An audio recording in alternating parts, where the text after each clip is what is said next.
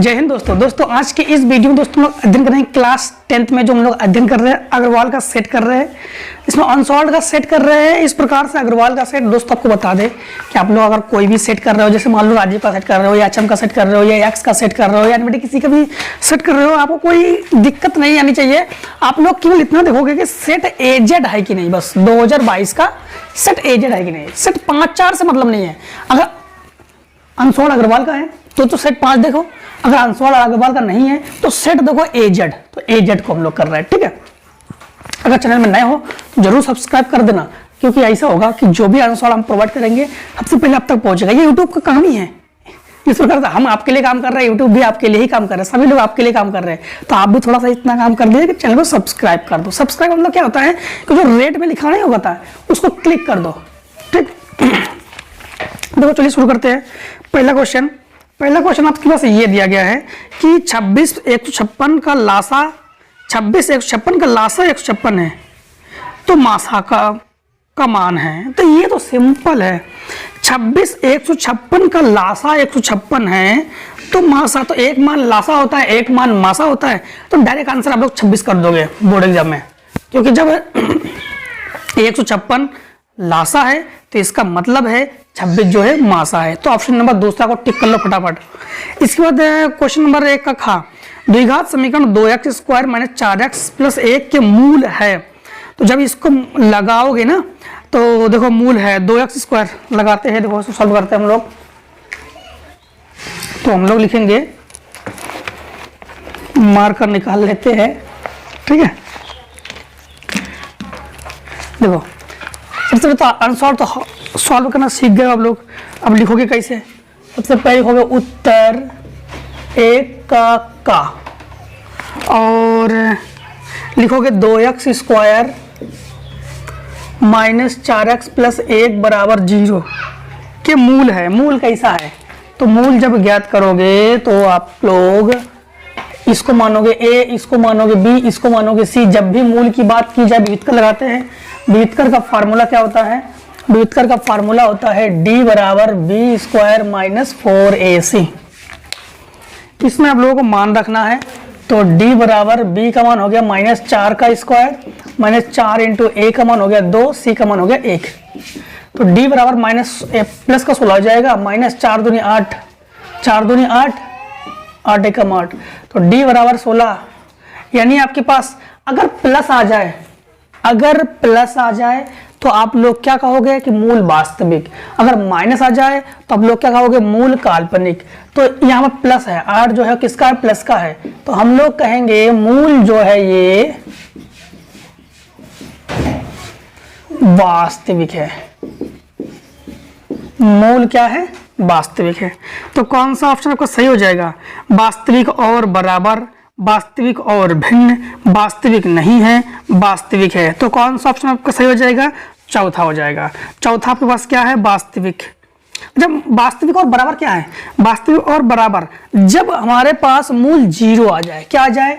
0 आ जाए तो हम लोग कहते हैं कि बराबर। यहाँ पे हम लोग देख पा रहे हैं कि इसका हम लोग गुणनखंड नहीं कर सकते, इसलिए इसको ऐसे लगा दिया। अगर d का मान 0 आ जाए तो मूल बराबर, d का मान अगर d का जो मान है अगर 0 आ जाए तो मूल बराबर, अगर प्लस में आ जाए तो वास्तविक, माइनस में आ जाए तो काल्पनिक। कौन सा ऑप्शन सही गया? चौथा आपका सही गया। ठीक है, इसके बाद गा नंबर बिंदुओं 1, -3 और 3, 5, 2 के बीच की दूरी तो आप लोग आसानी से लगा लोगे। इसका ऑप्शन पहले ही सही हो जाएगा। ठीक है, x1 y1 x2 y2 मान करें तो आप सीख चुके हो। त्रिज्या r के एक वृत्त के कोण थीटा वाले त्रिज्यखंड के संगत चाप की लंबाई, ये तो फार्मूला ही है, θ/360 × 2πr। तो ऑप्शन नंबर 3 सही है आपका। 2 समरूप त्रिभुजों की भुजाओं का अनुपात 9:16 है। भुजाओं का अनुपात जब भी पूछा जाए, क्षेत्रफलों का अनुपात भुजाओं के वर्गों के अनुपात के बराबर होता है। तो इसका मतलब 9:16, 9 का वर्ग 81, 16 का वर्ग कितना था? 256। तो 81/256 आपका ऑप्शन नंबर चौथा सही हो गया। और 4 नंबर कौशिक a बराबर सेक है। और तो कोण a का मान ज्ञात करो। दो कोण a का मान आपको ज्ञात करके देते हैं इसमें।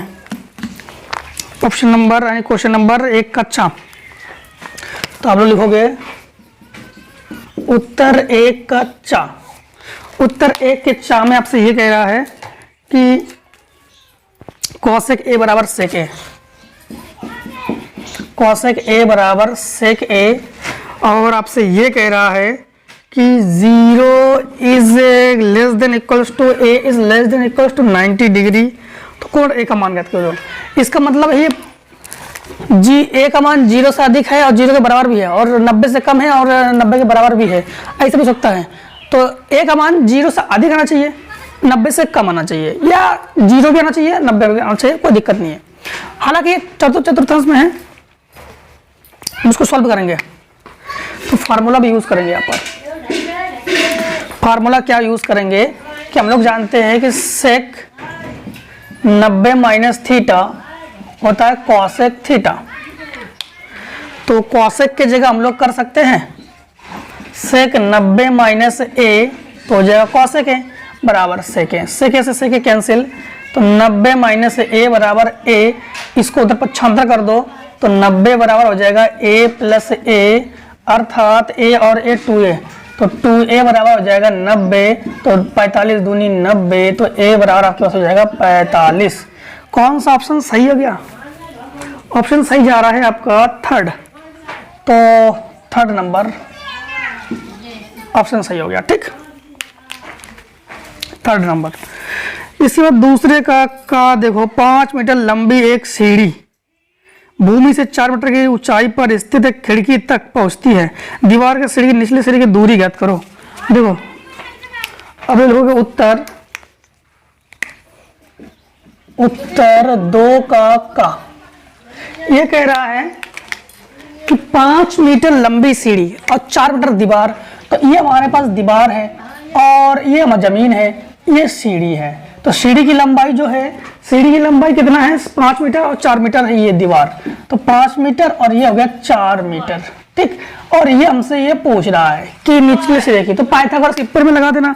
आप लोग जानते हो कि पाइथागोरस की पर में जब लगाओगे ना, तो जब भी ये 5 ये 4 हो तो ये 3 ही होता है, ये 3 4 हो तो ये 5 होता है, तब क्या हम बता दिया, पाइथागोरस पर लगा देना तो आपके पास आ जाएगा, तो 3 आंसर हो गया, ठीक है। इसके बाद क्वेश्चन नंबर 2 का खा, निम्नलिखित रैखिक समीकरण युग्म को हल कीजिए, तो x प्लस 2y बराबर 19 और माइनस x प्लस 2y बराबर 1, तो ये समीकरणों को आप लोग चाहे प्रतिस्थापन विधि से हल कर दो, चाहे विलोपन विधि से हल कर दो, कोई दिक्कत नहीं। देखो तो अब लिखोगे उत्तर, क्या लिखोगे आप लोग, उत्तर 2 का खा क्या लिखा गया है, x plus 2y, x plus 2y बराबर 19, समीकरण डाल दो 1, और माइनस x प्लस 2y बराबर 1, समीकरण हो गया 2। समीकरण 1 और 2 को जोड़ने पर, ठीक, क्योंकि क्यों जोड़ रहे हैं हम लोग, क्योंकि चिन्ह बराबर नहीं है, प्लस माइनस का अंतर है, तो x प्लस 2y बराबर 19, तो माइनस x प्लस 2y बराबर 1, ये कैंसिल, ये हो गया 4y बराबर 20, 4 पंच 20, तो y बराबर हमारे पास आ गया 5, y का मान उठा के रख दो समीकरण 1 में, तो x प्लस 10, क्योंकि 2y है ना, तो 5 दूनी 10 बराबर 19, उसको 75 कर दो तो x बराबर हो जाएगा 9, अर्थात आंसर आ गया x बराबर 9, y बराबर 5, ठीक। अब देखो क्वेश्चन तीसरा नहीं, क्वेश्चन दूसरे का गा, तो हम लिखेंगे उत्तर 2 का गा। 2 का गा में ये है, एक लंबवर्ती बेलन की त्रिज्या 7 सेंटीमीटर है, त्रिज्या को काहे लिखेंगे r से, r बराबर 7 सेंटीमीटर, ठीक है। इसके बाद ऊर्ध्वाधर ऊंचाई 8 सेंटीमीटर है, तो ऊर्ध्वाधर ऊंचाई यानी h बराबर 8 सेंटीमीटर, ठीक है। और बेलन का वक्रपृष्ठ ज्ञात कीजिए, बेलन का वक्रपृष्ठ, तो फार्मूला आपको तैयार होना चाहिए, बेलन का वक्रपृष्ठ, बेलन का वक्रपृष्ठ ये होता है 2 पाई आर एच, क्या होता है 2 पाई आर एच, तो ये हो जाएगा 2 पाई का मान 22/7, 8 का मान 7 और h का मान 8, 7 से 7 कैंसिल, तो ये हो गया 8 दूनी 16, 16 दूनी 32 बचा 3, 16 दूनी 32 और 3, 352 वर्ग सेंटीमीटर। ध्यान रखना कि वक्रपृष्ठ का मतलब वर्ग सेंटीमीटर, आयतन का मतलब घन सेंटीमीटर में होगा। ठीक है। इसके बाद क्वेश्चन नंबर घा, 2 का घा। घा देखिए, तो आप लिखोगे उत्तर 2 का घा। 2 के घा में क्या कह रहा है कि cos 46 sin 44, cos 46 sin 44 का मान ज्ञात करो। देखो किसी एक को चेंज करो। सबसे पहले देखो इन दोनों को जोड़ो, जरा इन दोनों को जोड़ो, तो ये हो गया 46 और 4, 50 4 90, इसका आंसर 0। ठीक। ध्यान रखना कभी भी अगर साइन कॉस बटे में हो, साइन कॉस बटे में हो, जैसे आपको ये भी बताते हैं, cos 46 sin 44 दोनों को जोड़ो, अगर 90 आ जाए तो 1, और अगर दोनों को इस प्रकार से हो प्लस माइनस में हो, और अगर 90 आ जाए तो 0, 90 आ जाए तो 0। ठीक। बस सॉल्यूशन 1 नंबर है, सॉल्यूशन करने की क्या जरूरत उतना। देखो तीसरे का थोड़ा सा स्क्रीनशॉट कर लो आप लोग, तो हम लोग इसको रेस करते हैं, तीसरे का कर देते हैं। देखो तीसरे का में क्या कह रहा है, बिंदु -4,6 और बिंदु 6,10 और बिंदु 3,-8 को मिलाने वाली रेखा को किस अनुपात में विभाजित करता है। देखो सवाल तीसरे का तो हम लिखेंगे उत्तर तीसरे का पी के निर्देशांक 4,6 -6,10 3,-8 x1 y1 x2 y2 xy मान लिया। इन्हें किस अनुपात में विभाजित करता है। ठीक है, तो हम लोगों ने माना कि अनुपात हमने मान लिया m1 m2। फार्मूला क्या होता है हमारे पास, चाहे अंतर विभाजन लगा दो चाहे बाह्यतक विभाजन लगा दो, जो सूत्र आपको तैयार है वो लगा दो। तो हम लगा रहे हैं यहाँ पर अंतर विभाजन। ये होता है x बराबर m1 x2 plus m2 x1 बटे m1 प्लस m2। दोनों लगाने की जरूरत नहीं है, y का लगाने की जरूरत नहीं है। इसका ऐसी कंडीशन में एक से ही हमारे पास आंसर आ जाता है। x की जगह लिखेंगे -4, m1 की जगह m1 इंटू x2 की जगह यहां से देख के लिखेंगे हम लोग 3, प्लस m2 की जगह m2, x1 की जगह यहां पर देख के लिखेंगे -6 बटे m1 प्लस m2। ये बटे में है, इसे गुणन पहुंच जाएगा, तो -4 m1 -4 m2 बराबर ये हो गया 3 m1 -6 m2। m2 को इधर रखो, m1 को इधर ले आओ, तो -4 m1 ये इधर रखे -3 m1, ये -6 m2 उधर जाके प्लस का 4 m2, तो ये हो गया -7 m1 और ये आपके पास -2 m2। तो m2 को इसके बटे में पहुंचा दो, तो आपके पास हो जाएगा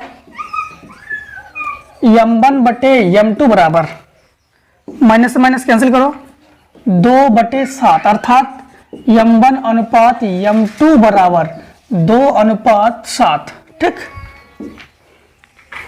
और इसको आप लोग आंसर में रख लो।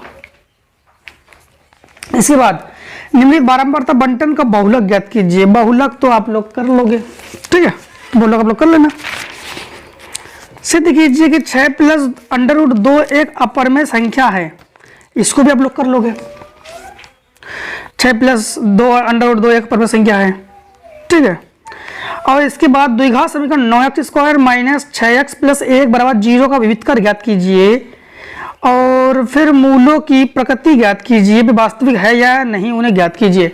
तो अभी जो सवाल नंबर हम लोगों ने, इसको कैसे लगाओगे, सवाल नंबर हम लोगों ने 1 का खा लगाया था हम लोगों ने, सेम टू सेम इसको भी वैसे विविधकर लगा देना, ठीक है। उसको पूछो विविधकर ज्ञात कीजिए, अगर प्लस में आ जाए मूलों की प्रकृति है, प्लस में आ जाए तो वास्तविक है, माइनस में आ जाए तो काल्पनिक है, ठीक है। चौथे का परमेय संख्या का दशमलव प्रसार ज्ञात कीजिए, शांत दशमलव प्रसार ज्ञात कीजिए। दो इसका शांत दशमलव प्रसार कैसे ज्ञात करोगे, चौथे का खा, तो उत्तर चौथे का में 129 बटे 5 की घात 7, 2 की घात 3, 2 की घात 3 इंटू 5 की घात 7, दोनों की घात बराबर होनी चाहिए। इसलिए हम लोग देख पा रहे हैं यहाँ पे 5 की घात 7 है, तो इसमें 2 की घात 4 का ऊपर भी गुणा करेंगे, 2 की घात 4 का नीचे भी गुणा करेंगे, क्योंकि 4 और 3 7 होता है ना, ये देखना है 3 4 7। तो ये हो गया आपके पास 129 बटे 2 की घात गुणा में खाते जुड़ती है, तो ये हो गया 7 इंटू 5 की घात 7 इंटू 2 की घात 4 का मतलब जानते हो, 2 दूनी 4, दूनी 8, दूनी 16।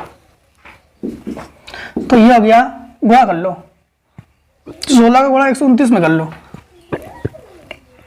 तो ये हो गया 16 कम 16, 16 दूनी 32, 16 निमा 144, तो बचा कितना 14, 16 दूनी 32 और 14, ये 6 4 46, बचा 4, 14 4 20 बटे 5 दूनी 10 की घात 7। इन्होंने क्या पूछा, इन्होंने पूछा कि शांत दशमलव प्रसार ज्ञात कीजिए, तो शांत दशमलव प्रसार ज्ञात कीजिए, तो कितने अंक में दशमलव या 7 अंक की बात देखो, 1 अंक, 2 अंक, 3 अंक, 4 अंक, 5 अंक, 6 अंक, 7 अंक दशमलव, ये आंसर हो गया। ठीक। सवाल नंबर 3 चौथे का खा देखो, चौथे का खा, तो लिखोगे उत्तर चौथे का खा। चौथे का खा में आपसे ये कह रहा है कि एक ठोस एक अर्धगोले पर खड़े शंकु के आकार का है। एक ठोस, ठोस का मतलब होता है जो कुछ भी बना हुआ है सब कुछ मिलाकर एक ठोस। एक अर्धगोले पर एक ठोस एक अर्धगोले पर खड़े एक शंकु के आकार का है। अर्धगोले पर खड़े, तो एक अर्धगोला बनाओ, देखो ये हो गया अर्धगोला,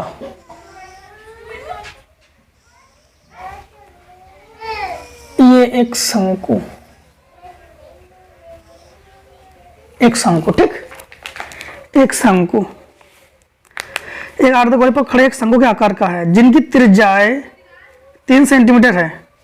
त्रिज्याएं दोनों की त्रिज्या बराबर है, तो r बराबर 3 सेंटीमीटर, ठीक है।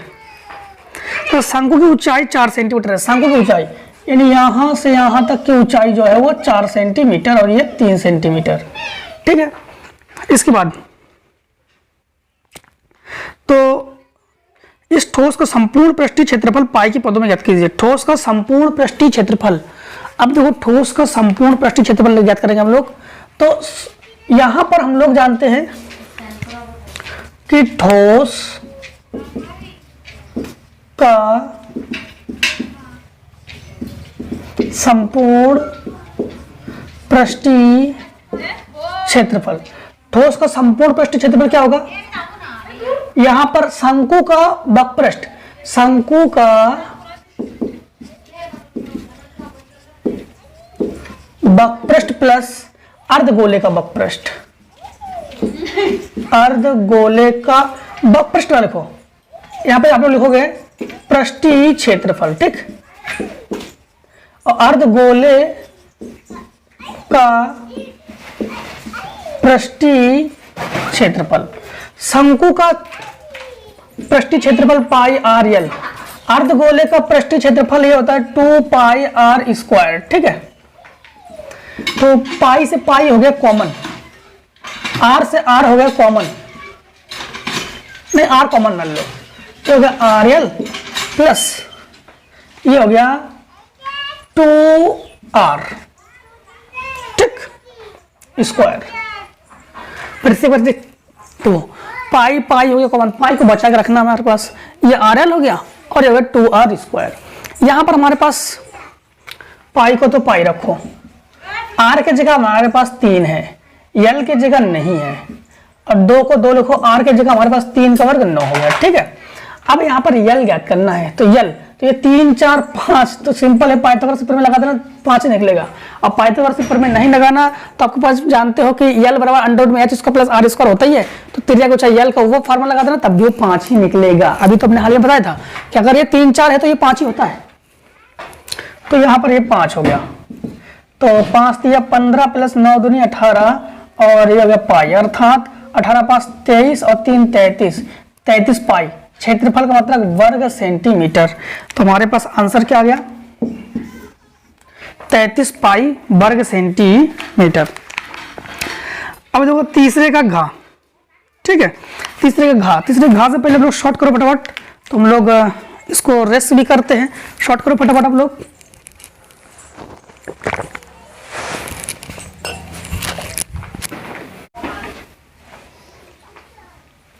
क्वेश्चन नंबर कौन सा है? क्वेश्चन नंबर आपका चौथे का घा नंबर, नहीं चौथे का गा नंबर। उस त्रिभुज का क्षेत्रफल ज्ञात कीजिए जिसके शीर्ष ये और ये दिया गया 0,0 2,0 8,3। त्रिभुज का क्षेत्रफल तो आप लोग आसानी से निकाल लोगे, 1/2 x1 y2 y3 से करके, तो ये तो कर लोगे आप लोग, x1 y1 x2 y2 x3 y3 करके। चौथे का घा 3 सेंटीमीटर त्रिज्या के एक वृत्त पर 5 सेंटीमीटर त्रिज्या के सकेंद्री वृत्त के किसी बिंदु से इस पर रचना कीजिए। इस पर की लंबाई माप कर लिखिए। देखो सवाल नंबर हमारे पास चौथे का घा, तब लिखोगे उत्तर चौथे का घा। चौथे घा में ये कह रहा है कि 3 सेंटीमीटर त्रिज्या के वृत्त पर, 3 सेंटीमीटर त्रिज्या के वृत्त पर तो रचना कीजिए। तो रचना हम नहीं करेंगे, रचना आप खुद करोगे, हम रचना बता रहे, ठीक है। आप लोग रचना लिख लेना, इस रचना में यहाँ बता देते हैं। रचना हम जैसे जैसे बताते जाएंगे, आप लोग कॉपी नोट करते जाइएगा। रचना 3 सेंटीमीटर त्रिज्या के एक वृत्त पर 3 सेंटीमीटर, तो सर्वप्रथम O को केंद्र मानकर रचना लिखो। सर्वप्रथम O को केंद्र मानकर 3 सेंटीमीटर त्रिज्या का एक वृत्त बनाया। सर्वप्रथम O को केंद्र मानकर 3 सेंटीमीटर त्रिज्या का एक वृत्त बनाया। रचना नंबर 2 लिखो। वृत्त पर 5 सेंटीमीटर त्रिज्या का सेकेंडरी वृत्त, तो रचना नंबर 2 लिखो। उसी O को केंद्र मानकर 5 सेंटीमीटर त्रिज्या का एक अन्य वृत्त बनाया। उसी O को केंद्र मानकर 5 सेंटीमीटर त्रिज्या का एक अन्य वृत्त बनाया। और इस पर रचना करना ना। रचना नंबर 3 लिखो। रचना नंबर 3 लिखो। O को P तक बढ़ाया। O को P तक बढ़ाया। रचना नंबर 4 लिखो। OP के लंबार्धक किए। OP के लंबार्धक किए जो बिंदु यम पर प्रतिच्छेद करती है। रचना नंबर 5 लिखो। यम को केंद्र मानकर एक अन्य वृत्त बनाया। यम को केंद्र मानकर एक अन्य वृत्त बनाया जो Q तथा R को प्रतिच्छेद करती है। जो Q तथा R को प्रतिच्छेद करती है। रचना नंबर 6 लिखो। P को Q तथा R से मिलाया। P को Q तथा R से मिलाया। यही अभिष्ट स्पर्श रेखा युग्म की रचना है। यही अभिष्ट स्पर्श रेखा युग्म की रचना है। हो गया। अब 90 अंश बना दो। ये 90 अंश, ये 90 अंश। ये देखो इस रेखा ने इस वृत्त को प्रतिच्छेद किया, इस वृत्त को प्रतिच्छेद किया, तो चाप लगाओ। यहाँ पर चाप लगाया, यहाँ पर चाप लगाया। चाप को लिखना नहीं पड़ता है, ठीक। रचना आप लोग कर लोगे ना। हाँ, लंबाई नाप कर लिखिए। तो हमारे पास क्या क्या है? हमारे पास 3 सेंटीमीटर 5 सेंटीमीटर है। तो नापने पर आपको पता है, नापने पर जब भी 3-5 हो तो उसका आंसर नेक्स्ट आएगा 4 सेंटीमीटर। 4-5 हो तो 3 सेंटीमीटर, 4-5 हो तो 3 सेंटीमीटर, 5-4 हो तो 3 सेंटीमीटर। समझना, एक क्रम है इसका, 3-4-5 में। अगर ये दोनों है तो आंसर ये है, अगर ये दोनों है तो आंसर ये है, और अगर ये दोनों है तो आंसर ये है, ठीक। ये इनका क्रम है।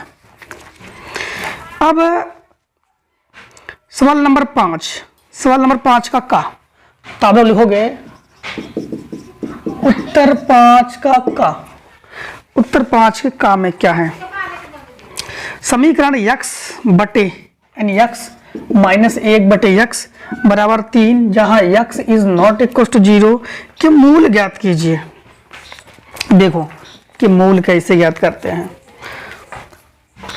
ये हो गया x स्क्वायर माइनस 1 बटे x बराबर 3, भिन्न कर लिया। इसका गुणा इसका गुणा इसका गुणा, बटे में गुणा पहुंच जाएगा तो x स्क्वायर माइनस 1 बराबर 3x। उठाकर इधर पक्षांतर करके ले आओ तो हो जाएगा x square minus 3x minus 1 बराबर 0। गुणनखंड होगा नहीं तो इसका गुणांक में 1 है, ये b और ये c धराचार रख देंगे हम लोग यहाँ पर। सीधी धराशायी होता है x बराबर minus b plus minus under root में बी स्क्वायर माइनस 4ac बटे 2a। तो यहाँ पर x बराबर आप लोग क्या रखोगे, माइनस बी, तो माइनस का 3 है तो प्लस का 3 प्लस माइनस अंडर रूट में 3 का वर्ग 9 माइनस 4ac, देखो माइनस का है तो ये प्लस हो जाएगा, तो 4 एकम 4 बटे ये हो गया 2a होता है, तो 4 ये 2 एकम 2 इंटू 1 जा 2, तो x बराबर हो गया 3 प्लस माइनस अंडर रूट में 13 बटे 2। यही आंसर हो गया, एक आंसर प्लस में एक आंसर माइनस में, यही आपके पास मूल हो गया, यही आपके पास क्या हो गया, मूल हो गया। ठीक है,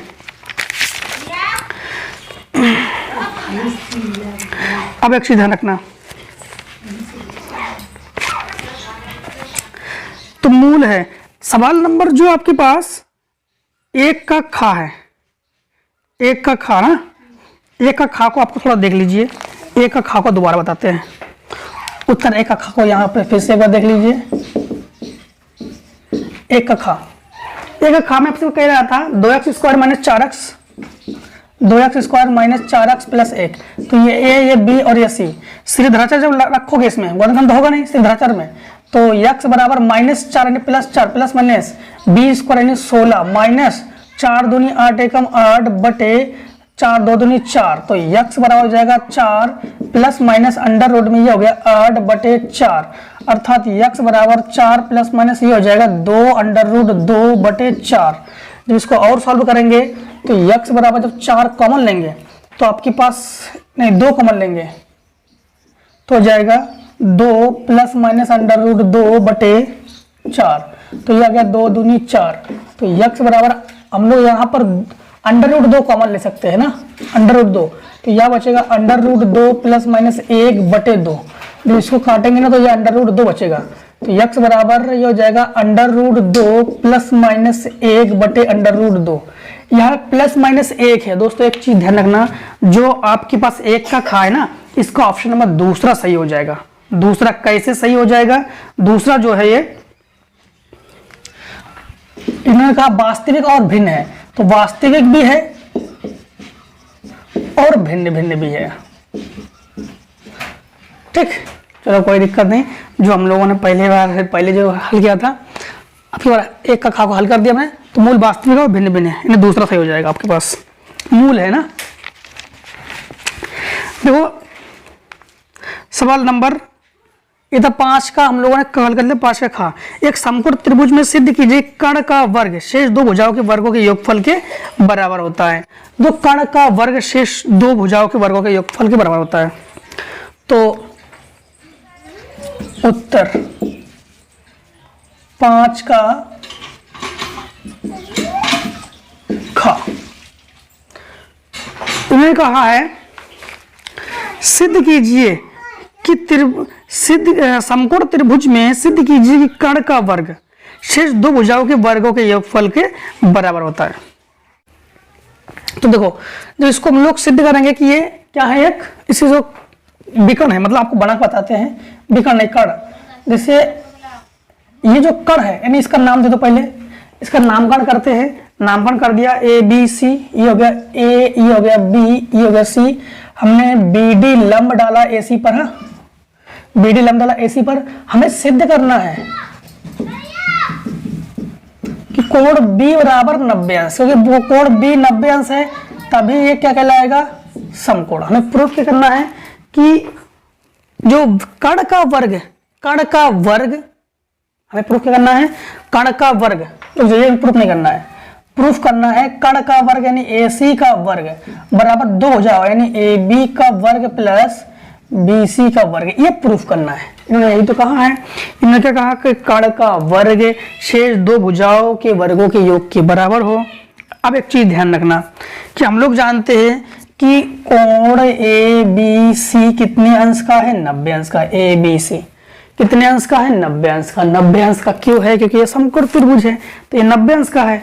तो अब हमें सिद्ध भी क्या करना है कि ए स्क्वायर बराबर a b square plus a c square, फिर से समझ लो, ए सी स्क्वायर बराबर a b square plus b c square, ये तो हमें प्रूफ करना है।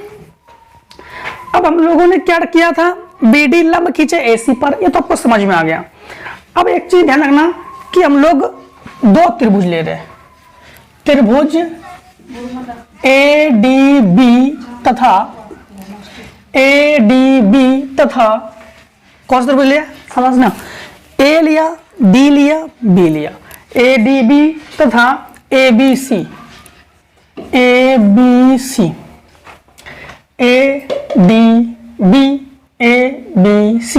जहां D कितने अंश पर है, D लंब डाला तो D 90 अंश पर है आपके पास, D कितने अंश पर है, 90 अंश पर है, B कितने अंश पर है, 90 अंश पर है, ये तो पता ही है, ठीक है यहाँ पर।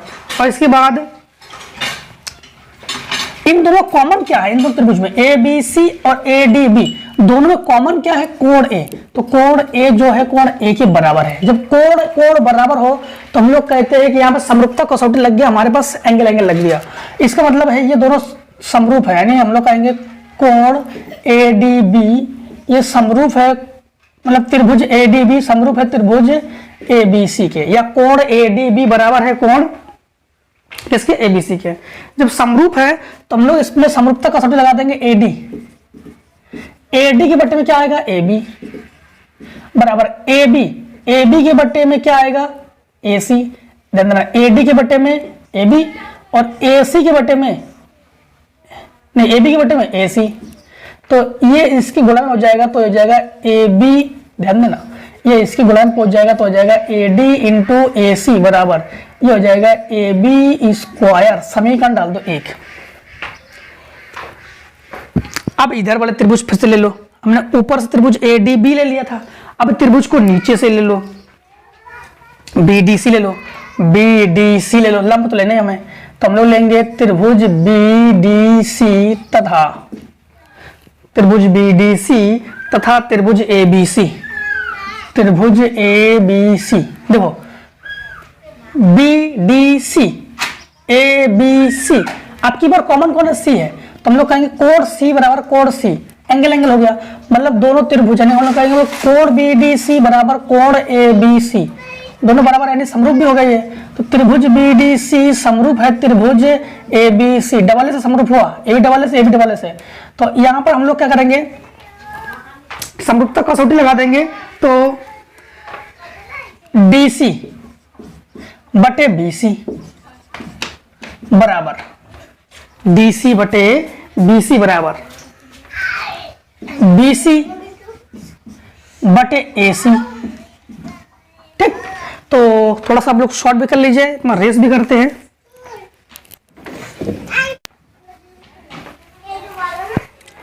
ये इसके गुणा में जाएगा तो हो जाएगा AC इंटू DC बराबर ये हो जाएगा BC का स्क्वायर, समीकरण 2। तो समीकरण 1 और 2 को जोड़ने पर, 1 और 2 को क्यों जोड़ेंगे, क्योंकि हमें प्रूफ भी तो करना है, AB square plus BC square, तुम्हारे पास AB स्क्वायर और BC स्क्वायर तो आ ही गया ना, ये देखो, तो जोड़ दिया, तुम्हारे पास ये हो जाएगा ये AD into AC plus AC into DC बराबर जो हो जाएगा आपके पास AB स्क्वायर प्लस ये हो जाएगा आपके पास BC स्क्वायर। देखो इसमें AC और AC हो गया कॉमन, तो बचा क्या, AD प्लस DC बराबर हो जाएगा AB square plus BC square. AD plus DC, देखो AD और DC मिलकर AC बन रहा है, AD आधा भाग और DC आधा भाग मिलकर AC बन रहा है, तो ये हो जाएगा AC इंटू AC बराबर हो जाएगा AB square plus BC square, ये हो जाएगा आपके पास AC स्क्वायर बराबर AB square plus BC square, और यही हमें प्रूफ करना था। तो हम लोग कहेंगे यही हमें प्रूफ करना था, तो इतनी सिद्धम। शॉर्ट कर लो, इतने को रेस कर देते हैं फटाफट, शॉर्ट कर लिया करो या वीडियो को स्टॉप कर दिया करो, ठीक है, स्टॉप करके वहां पे नोट कर लिया करो। देखो आगे,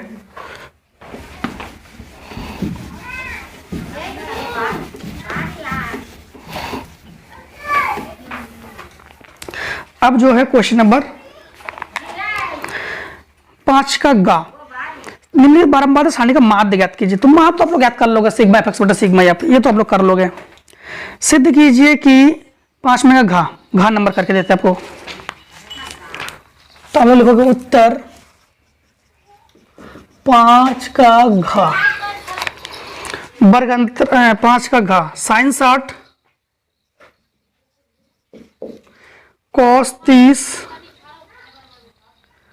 दोस्तों ये भी आप लोग कर लोगे। साइन 60 का मान रख देना, साइन 60 का मान √3/2, कॉस 30 का मान √3/2 माइनस साइन 30 का मान 1/2, कॉस 60 का मान 1/2 मान रख देना, आंसर आ जाएगा। इसका दूसरा पार्ट कर दे रहे, घा का दूसरा पार्ट, घा का दूसरा पार्ट बता दे रहे। tan 52 tan 60 tan 38 tan 30 बराबर एक प्रूफ करना। सबसे पहले देखोगा 38 और 52 कितना हो जाएगा 90, और ये 90। हमने कहा था हमेशा कि 90 होने पर उसका मान 1 होता ही है, तो ये दोनों मिलकर 90 और ये दोनों मिलकर 90, तो 1 × 1 1। चलो ऐसे नहीं करेंगे हम लोग, तो डायरेक्ट भी दिया ऑप्शन में आ जाए तो हम लोग ऐसे करेंगे। यहाँ पर कैसे करेंगे, यहाँ पर 10 को लिख सकते हैं हम लोग, 10 90 माइनस 38, और यहाँ पर 10 60 का मान रख दो। 10 60 का मान होता है √3, और 10 38 को 38 लिखो, और 10 30 का मान होता है 1/√3। इससे ये कैंसिल हो गया। ये 10 90 माइनस थीटा होता है कॉट थीटा, तो ये हो गया कॉट 38 इंटू 10 38, और ये हो गया कॉट थीटा होता है 1/10 थीटा, तो 1/10 38 इंटू 10 38, इससे ये कैंसिल बराबर हो गया 1। तो 1 ही हमें प्रूफ करना था, प्रूफ हो गया। इसके बाद 6 का निम्नलिखित बंटन की माध्यिका ज्ञात कीजिए। माध्यिका भी आप लोग कर लोगे, इसलिए माध्यिका भी हम उसको छोड़ रहे हैं दोस्तों। फिर भी अगर आप लोग कोई दिक्कतें आती है तो कमेंट सेक्शन में डाल देना, ठीक है। सेट 6 में उससे पहले हम प्रोवाइड करवा देंगे उसी में। देखो क्वेश्चन नंबर 6 का खा, 6 का खा, तो उत्तर 6 का खा। इन्होंने कहा 10 मीटर ऊंचे भवन के शिखर से एक केबल टावर, शिखर का उन्नयन कोण 60 अंश है और इसके पाद का अवनमन कोण 45 अंश है। टावर की ऊंचाई ज्ञात कीजिए। देखो 10 मीटर ऊंचे भवन, तो ये एक घर हो गया, घर की ऊंचाई 10 मीटर है, घर की ऊंचाई क्या है 10 मीटर। भवन के शिखर से केबल टावर के शिखर का उन्नयन कोण, केबल टावर का उन्नयन कोण 60 अंश है, ठीक है। तो केबल टावर का उन्नयन कोण 60 अंश है, तो यहां पर एक टावर और बना दो, और ये शिखर है, ये शिखर है, ये शिखर शिखर से कहते हैं। ये पाद, पाद का मतलब नीचे, शिखर का मतलब ऊपर, तो कितने अंश का हो गया ये 60 अंश का हो गया, ठीक। और इसके पाद का अवनमन कोण 45 अंश का हो गया, तो अवनमन कोण जो है ऊपर से नीचे 45 अंश का हो गया, ठीक। टावर की ऊंचाई ज्ञात कीजिए, तो माना टावर की ऊंचाई हमने मान लिया h मीटर, माना टावर की ऊंचाई मान लिया हमने h मीटर, तो ये हो गया हमारे पास h मीटर, ठीक। A B C D और E हमने मान लिया ये x मीटर है, ये x मीटर, ये भी x मीटर होगा, B C D हमने मान लिया x मीटर। अब देखो सबसे पहले त्रिभुज लगा दो, त्रिभुज छोटा लगाओ, AED में लगाओ, त्रिभुज AED में लगाओ, हाँ। तो AED में tan 45 लंब बटे आधार, tan थीटा रखा तो लंब बटे आधार, लंब क्या है 10, आधार क्या है x, लंब क्या है 10, आधार क्या है x, ये x तो टोटल का है, तो tan 45 1 10 बटे x, ये हो गया x बराबर 10 मीटर। अब त्रिभुज ACB ले लो, त्रिभुज ACB में त्रिभुज ACB ले लेंगे हम टोटल। एक चीज और ध्यान रखना, इस त्रिभुज को, इस चित्र को आप लोग ऐसे ही बना सकते हो, इस चित्र को ऐसे ही बना सकते हो, ठीक है। आप लोग दोनों सही है। अब देखो यहाँ पर tan 60, तो tan 60 लंब बटे आधार यानी h माइनस 10 बटे x, माइनस इसलिए हो गया है क्योंकि आप लोगों को पता है कि अवनमन कोण है, ऊंचाई घटेगी ना। tan 60 का √3 बराबर हो गया h माइनस 10 बटे x, ठीक। अब ये हो गया √3 h माइनस 10, x का मान 10, इसको होगा √10 √3 h माइनस 10, माइनस में इधर पक्षांतर का तो प्लस में जाएगा, तो जाएगा h बराबर 10 √3 प्लस 10, इसमें 10 ले लो कॉमन, तो h बराबर हो गया 10, तो √3 प्लस 1, तो h बराबर 10 √3 का मान होता है 1.732 प्लस 1, तो h बराबर हो जाएगा 10 इंटू 2.732, दशमलव हटाया 3 जीरो बढ़ा दिया, एक दूसरे से एक जीरो कैंसिल, अब 2 जीरो हटाओगे 2 अंक में दशमलव लगा दोगे तो आपके पास आ जाएगा h बराबर 27.32 सेंटीमीटर। सेंटीमीटर के मीटर में है, मीटर, तो ये हो गया आंसर। ठीक, अब देखो क्वेश्चन नंबर जो है, क्वेश्चन नंबर 6 का गा, वज्र गुणनखंड विधि से हल कीजिए। ये है तो आप लोग कर लोगे वज्र गुणनखंड विधि। क्वेश्चन नंबर 6 का घा, 5 सेंटीमीटर 6 सेंटीमीटर 6.5 सेंटीमीटर भुजावार त्रिभुज की रचना कीजिए। इस त्रिभुज के समरूप एक अन्य त्रिभुज की रचना कीजिए और पहले त्रिभुज की 2/3 गुनी हो। तो देखो 6 का घा, 6 का घा कैसे करोगे? 6 के घा में रचना है, आप लोग खुद करोगे, हम केवल आपको चित्र बना के दे रहे। तो सर्वप्रथम AB बराबर 5 सेंटीमीटर का एक रेखा खींचा, रचना एक, सर्वप्रथम AB बराबर 5 सेंटीमीटर का एक रेखा खींचा, ठीक है। इसके बाद A को केंद्र मानकर 5 सेंटीमीटर दूरी पर एक चाप लगाया, B को केंद्र मानकर 6.5 सेंटीमीटर एक दूरी पर एक चाप लगाया जो C पर प्रतिच्छेद करते हैं। ठीक, प्रश्न नंबर 3, C को A तथा B से मिलाया, C को A तथा B से मिलाया। प्रश्न नंबर 4, AX किरण खींची, AX किरण खींची, 2/3 है मतलब 5, इसे 5 बराबर भागों में बांटा जो इस प्रकार है। AX किरण खींची, इसे 5 बराबर भागों में बांटा जो इस प्रकार है, A1 A2 A3 A4 A5। ठीक, अब ध्यान देना, A3 को B से मिलाया जो BC के समांतर है, A3 को B से मिलाया जो BC के समांतर है। इसमें एक चीज और ध्यान रखना, जब AX किरण खींचा इसे 5 बराबर भागों में बांटा, उसको जिसमें AX किरण खींचा इसे 5 बराबर भागों में बांटा जो इस प्रकार है, A1 A1 A2 A2 A3, ऐसे तीनों को लिखना बराबर। ऐसे कैसे लिखोगे आपको बता देते हैं, A1 बराबर A1 A2 बराबर A2 A3 बराबर A3 A4 बराबर A4 A5 ऐसे। ठीक, फिर C को C डैश तक बढ़ाया, B को B डैश तक बढ़ाया, C को C डैश तक बढ़ाया, B को B डैश तक बढ़ाया, C डैश को B डैश से तथा A5 को B डैश से मिलाया जो A5 समांतर है किसके, वैसे तो समांतर ये दोनों एक दूसरे के समांतर ये दोनों, लिखोगे A5 B डैश और B डैश C डैश, ये एक दूसरे के बराबर है। ठीक, और यही अभिष्ट त्रिभुज की रचना है, यही अभिष्ट त्रिभुज की रचना है। हो गया त्रिभुज की रचना। ठीक है, अब देखो क्वेश्चन नंबर 7 का तो इससे पहले शॉर्ट कर लो, पहले हाँ शॉर्ट कर लो, फटाफट साफ कर देते हैं हम लोग, इतना थोड़ा रेस कर देते हैं हम लोग, शॉर्ट कर लो।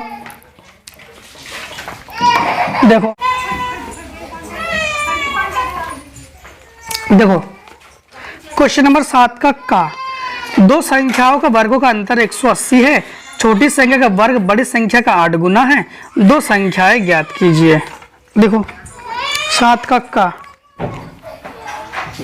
उत्तर 7 का इन्होंने कहा है कि दो संख्याओं के वर्गों का अंतर 180 है। ठीक है, तो हमने माना दो संख्याएं x तथा y है, दो संख्या x तथा y है।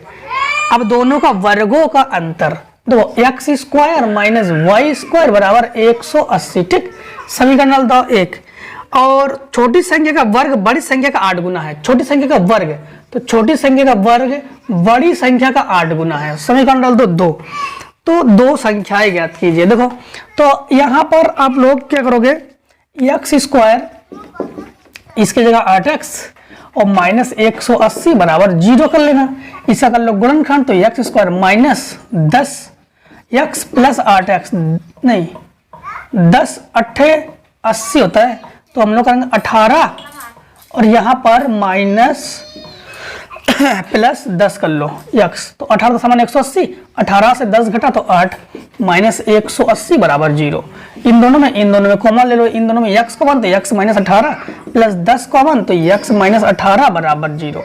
एक कोष्टक में x माइनस 18 और एक कोष्टक में x प्लस 10 बराबर 0। ये आ जाएगा x बराबर 18 और ये आ जाएगा माइनस 10। माइनस 10 को लेंगे नहीं, अगला कर देंगे तो हमारे पास y स्क्वायर का मान क्या आ जाएगा। देखो y स्क्वायर का मान ये हो गया 8 इंटू 18, 18 8 144, तो ये y बराबर हो जाएगा अंडर रूट में 144, तो ये हो गया 12। तो दोनों संख्या हमारे पास क्या है 18,12। ठीक, दोनों संख्या क्या है हमारे पास 18,12। इसके बाद देखो, इसके बाद सातवें का खा, तो सातवें का खा में क्या है, तो हम लोग करोगे उत्तर सातवें का खा। सातवें खा में ये कह रहा है एक ठोस एक शंकु के आकार का है। ठोस किसके आकार का है, शंकु के आकार का है, जो एक समान आधार त्रिज्या के अर्धगोले पर अध्यारोपित है। अध्यारोपित का मतलब जुड़े हुए हैं, तो ये अर्धगोला और ये शंकु। ठीक, ये शंकु। इसके बाद आधार त्रिज्या के अर्धगोले पर अध्यारोपित है। यदि अर्धगोले का वक्रपृष्ठ तो शंकु का वक्रपृष्ठ समान हो तो प्रश्नानुसार इन्होंने कहा अर्ध गोले का वक्रपृष्ठ वो शंकु के वक्रपृष्ठ के बराबर है। ठीक, शंकु के वक्रपृष्ठ के बराबर है। तो शंकु की त्रिज्या और ऊंचाई का अनुपात ज्ञात कीजिए। शंकु की त्रिज्या और ऊंचाई का अनुपात ज्ञात कीजिए। अब ध्यान रखना, शंकु की त्रिज्या और ऊंचाई का अनुपात हमसे ये पूछ रहा है। तो ये तो हो गया ऊंचाई, माना ऊंचाई h, ये त्रिज्या माना त्रिज्या। जब हम लोग यल निकालेंगे तो यल हमारे पास क्या निकलेगा, अंडर रूट में यल का मान अंडर रूट में RH square plus R square, त्रिज्या को ऊंचाई। ठीक है, अब अर्धगोले का वक्रपृष्ठ क्या होता है, अर्धगोले का वक्रपृष्ठ होता है 2 पाई R स्क्वायर। ठीक, अर्धगोले का वक्रपृष्ठ क्या है 2 पाई R स्क्वायर बराबर, इन्होंने कहा कि दोनों का बराबर है। शंकु का वक्रपृष्ठ होता है पाई आर यल, इससे ये कैंसिल हो गया। ठीक, इससे ये कैंसिल हो गया, तो 2r बराबर हो गया हमारे पास यल हो गया। यल एंड 2r बराबर यल की जगह अंडर रूट में h square plus r square, दोनों बच्चों का वर्क कर लेंगे हम लोग, तो ये हो जाएगा इससे कैंसिल। तो 4r स्क्वायर बराबर h स्क्वायर प्लस ये हो जाएगा r स्क्वायर, इसको इधर पक्षांतर कर दो तो 4r square minus r square बराबर h स्क्वायर। जब घटाएंगे तो ये हो जाएगा 3r स्क्वायर बराबर हमारे पास हो जाएगा h स्क्वायर। ठीक, अब एक चीज का ध्यान रखना, इसको हटाएंगे रूट चढ़ाएंगे तो h बराबर हमारे पास हो जाएगा अंडर रूट 3r स्क्वायर, अर्थात h बराबर हो जाएगा अंडर रूट 3 और बाहर r। और किस किस का अनुपात पूछ रहा हमसे, ये हमसे पूछ रहा है त्रिज्या और शंकु की ऊंचाई। तो त्रिज्या और ऊंचाई तो इसके गुणा में 1 है, तो h पहुंचेगा इसके बटे में, तो और ये आ जाएगा इसके बटे में, तो h नहीं r बटे h, अर्थात हम लोग कहेंगे कि r अनुपात h बराबर 1 अनुपात अंडर रूट 3। और ये दोस्तों आपके पास यही इन्होंने आंसर के लिए कहा गया था। तो हमारे पास क्या आ गया 1 अनुपात अंडर रूट 3। अब देखो इसका अथवा, उत्तर 7 का खा का अथवा, 7 के खा के अथवा में क्या कह रहा है, बोर्ड एग्जाम में कोई एक करना है, हम यहाँ पे दोनों करके दे रहे हैं, बोर्ड एग्जाम में कोई एक करना है। अथवा में ये कह रहा है 12 सेंटीमीटर 16 सेंटीमीटर 20 सेंटीमीटर व्यास वाले धातु के 3 ठोस गोलों को पिघलाकर एक गोला बनाया गया, गोले का व्यास ज्ञात कीजिए। तो ये D1 D2 है, हाँ व्यास वाले, तो D1 बराबर 12 सेंटीमीटर, तो R1 बराबर 6 सेंटीमीटर, D2 बराबर 16 सेंटीमीटर। तो R2 बराबर 8 सेंटीमीटर और D3 बराबर हो जाएगा आपके पास 20 सेंटीमीटर। तो R3 हो गया आपके पास 10 सेंटीमीटर। 3 गोलों को पिघलाकर एक गोला बनाया गया है। तो जब भी पिघला कर कैसे वो बनाया जाता है तो फार्मूला बराबर लगता है। तो हम लोग कहेंगे प्रश्नानुसार तीनों गोलों का आयतन, गोले का आयतन क्या होता है 4/3 पाई R क्यूब। तो R1 क्यूब प्लस 4/3 पाई R2 क्यूब प्लस 4/3 पाई R3 क्यूब बराबर एक बड़ा गोला बनाएगा जिसका आयतन है 4/3 पाई R क्यूब। 4/3 पाई ये हो गया कॉमन। तो हमारे पास ये बचा R1 क्यूब, R1 का मतलब 6 का क्यूब, ये हो गया 8 का क्यूब और ये हो गया आपके पास 10 का क्यूब बराबर ये हो गया R क्यूब। तो R क्यूब बराबर ये हो जाएगा 6 का क्यूब कितना हो गया चतुरंग 36 छक्का, चतुरंग 36 छक्का, चतुरंग 36 बचा 3 और 36 18 और 3 21 216।